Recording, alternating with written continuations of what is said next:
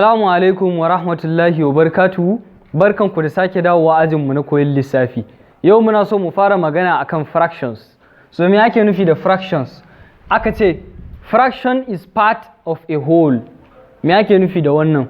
Wato ana nufin fraction wani bangare ne daga wani cikakken abu. Wannan abun complete abu ne. So amma fraction wani part ne ko wani bangare daga cikin wannan cikakken abun. Shi ake nufi da fraction. A misali yanzu lemo.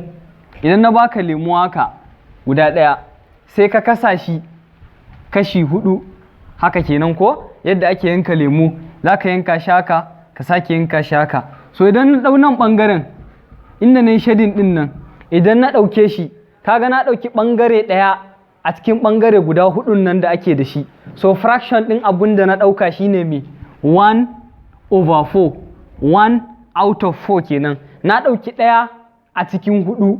So fraction ɗin abun da na ɗauka kenan. So shine abun da ake nufi da fraction, part ne of a whole. Wani ɓangare ne daga cikin complete abun nan gaba ɗaya. Complete ɗinsu kun ga guda 4 ne. So na ɗauki ɓangare ɗaya a cikin ɓangare guda 4. Kaga 1/4 kenan. So wannan shine fraction kenan.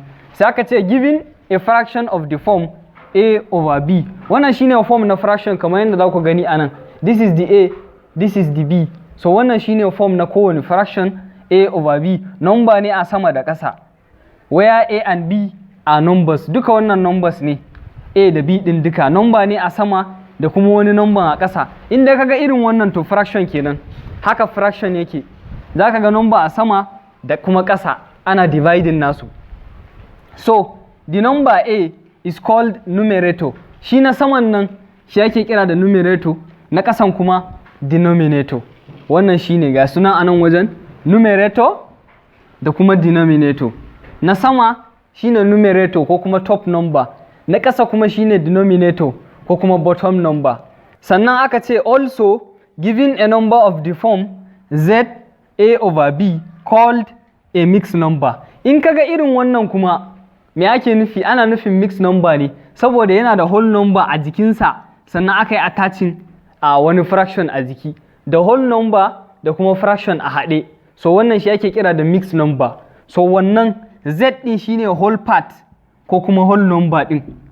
Shine z ɗin, wannan z ɗin shine whole part ko kuma whole number. Sannan shi kuma wannan shine normal fraction ɗin da ka sani a/b. So wannan a takaice dai shine while aka ce a/b is a fraction, z ɗin shine whole part sannan a/b ɗin kuma shine fraction. Ga na example anan 5 whole number 2/3. Kaga wannan shine whole part ɗinka, wannan kuma shine fraction ɗinka. 2 shine numerator, 3 shine denominator. So wannan a takaice dai shine abin da za mu sani a introduction na fraction. So ku biyo mu a videos na gaba insha Allah za mu ci gaba. Mun gode da kallon bidiyon mu. Kada ku manta idan ba ku yi subscribe YouTube channel ɗinmu ba ku yi a ajin koyon lissafi sannan ku yi sharing. Mun gode.